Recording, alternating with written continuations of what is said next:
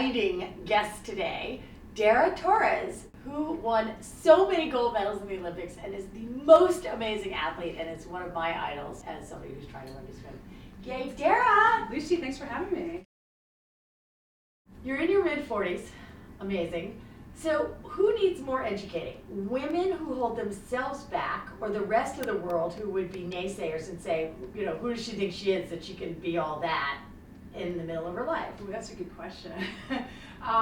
You know, you do have the naysayers, and, you know, I only use what they say as motivation. Like if someone says I can't do anything, that makes me want to do it even more and prove them wrong. The women who, or the people who, you know, could be doing something and they don't, you know, I think they need to get motivated to do something. I think exercise and fitness is a very important part of one's life, and it helps you give a healthy lifestyle, and it makes you feel good and look good.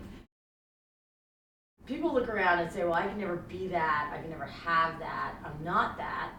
How much do you think it's genetics, and how much do you think it's hard work? My brother and I actually have the exact same build. So people say, oh, you look so lean and ripped, but it sort of runs in my family, so that is genetic. You know, I work very hard at what I do, and I think, you know, people have to work hard to obtain their goals. It's like the book I wrote, Gold Medal Fitness, it's not to obtain a body exactly like what I have, but obtain the best body that you can get. And people forget that I do this for a living, and so it's easier for me to look the way I look because this is what I do every single day. But if you exercise and put the work in, that you can look the best that you can look.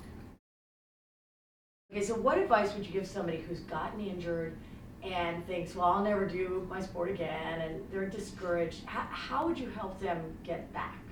Well, for me, the reason why I opted to do surgery was because my quality of life had gone down. It was hard for me to bend down and pick up my daughter, to walk up and down stairs, and so, you know, the thing I would tell people is do everything you possibly can before you have surgery. You know, go to physical therapy, try to strengthen your leg, try to do whatever you can to make it so your leg doesn't hurt, but if it does, then you have to opt for seeing a doctor.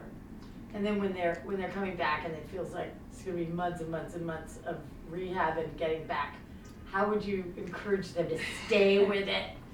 You just have to believe that you can recover from something, and mine was pretty major. It was reconstruction with a cartilage transplant. So you just have to have faith and have patience, which I do not have, but somehow I got through the 2-year mark, so patience really helped a lot. Yeah, that patience thing, that's hard for some of us. How does that whole, you know, take care of your aches and pains, how does that kind of fit into like being fit and taking care of yourself? Well, my body definitely doesn't work the way it used to when I was in my 20s, and if I were to straighten a muscle, which is much more easy for me to do than someone in their 20s, I need quick, fast relief, and so becoming a spokesperson for Bengay was a perfect fit because it really does give you fast pain relief. I use their Bengay cold therapy, and it's awesome. I make sure I take lots of time to rest and not feel like I have to work out every single day. So how many days a week do you work out? I work out 5 days a week. I take Only Thursdays 5? and Sundays off. Yep. See, you're way overworked. Oh out. my God! I work out 6 days a week, and I always feel so guilty on that one day I don't work out because I think, oh, I know I need to rest, but I feel like a sloth. I know, but it really allowing yourself to recover will build muscle and not make you break down as quick. She would know, right? Do you have a mantra? What's your mantra? Age is just a number. That's a good one. That's my mantra. Yes. Okay, so I need a tip. Give me a personal tip to help Lucy swim better. Oh my gosh, you totally just caught me. One thing, if you want to build some upper body strength, and I don't know if you do this when you swim, but you can use a pool brain paddles, and it will help you just sort of make your lats stronger and your upper body and your shoulders stronger. So these are these plastic things that you slip your hand into, and it adds a little bit of resistance here, so it makes the pull harder. Right. It makes the water feel like you're pulling pudding. Well, anyway, thank you and good luck. Thank you, When Lucy. are the trials? The trials are the end of June, beginning of July.